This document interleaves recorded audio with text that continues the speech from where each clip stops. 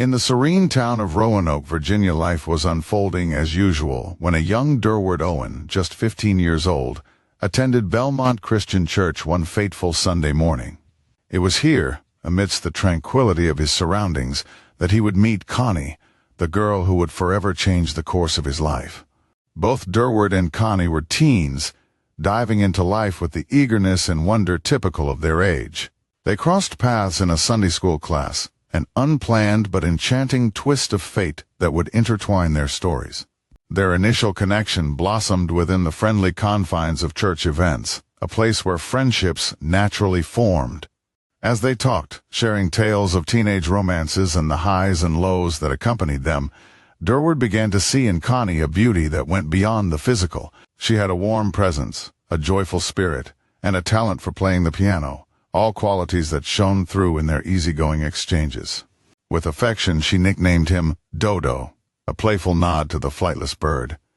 Beyond the church walls, both were students at Jefferson High, but their true relationship deepened with each shared church event and eventually, through their time spent after school. While Durward worked at the YMCA, Connie would walk him to work, part ways, and return home by bus. Their conversations during these strolls sowing the seeds of a profound friendship that soon turned romantic. As they grew closer, Durward and Connie faced life's inevitable challenges. When Durward enlisted in the Air Force to avoid being drafted into the Army, it was a trying time. His farewell came with the sorrow of parting, as his father and Connie saw him off at the train station. Connie's daily airmail letters became a lifeline for both of them, a testament to the strength of their bond. Durward treasured each one, feeling her love and support despite the distance.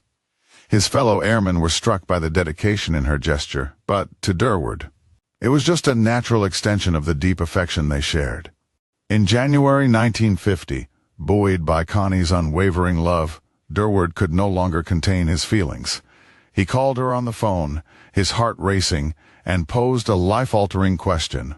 "So what would you say if on this phone I asked you to marry me?" he asked, catching his breath during the pause that followed. Finally, her warm voice answered, "Of course I would say yes," sealing their engagement with joy, despite the miles separating them. Connie supported Durward's ambitions when he chose to attend officer candidate school in the Army. Such decisions could strain many relationships, but their love withstood the test, growing stronger with each passing day. On October 17, 1952, Durward and Connie cemented their commitment in a wedding ceremony that celebrated the love they had nurtured for years. Their honeymoon road trip to Washington, D.C. marked the beginning of an exciting chapter. Settling near Newport News, Virginia, where Durward was stationed, they faced initial trials, starting life together in a modest room with a single bed and a tiny kitchen. Yet, their shared life was rich in love and companionship. Progressing with determination, they soon moved to a small apartment by the waterfront, sharing their humble space with friends and making memories that would last a lifetime.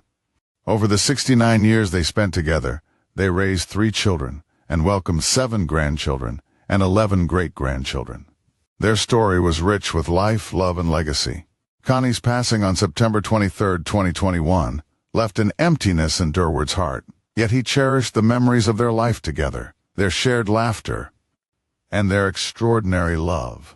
Now, armed with a lifetime of wisdom, Durward hopes their descendants will find inspiration in the love story he shared with Connie, a story that proves true love endures, regardless of the obstacles thrown in its path.